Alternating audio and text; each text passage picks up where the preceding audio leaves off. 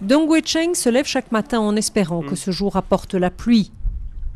Mais au cœur d'une sécheresse insistante, chaque jour n'apporte que déception et désespoir.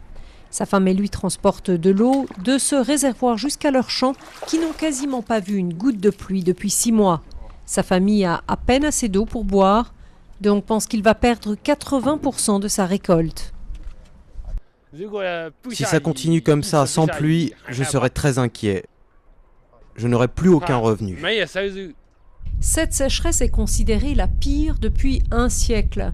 Dans la seule province du Hunan, des centaines de petits réservoirs qui assurent la survie des agriculteurs sont asséchés ou sur le point de l'être.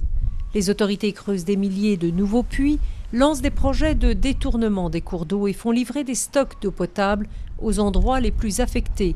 Mais tout cela n'a guère d'impact. Les villageois ici se plaignent que le prix de la nourriture augmente. À Kunming, les prix des fleurs ont triplé. Or, le Hunan produit 80% des fleurs du pays. C'est parce que le temps a été tellement sec, on est à court de fleurs.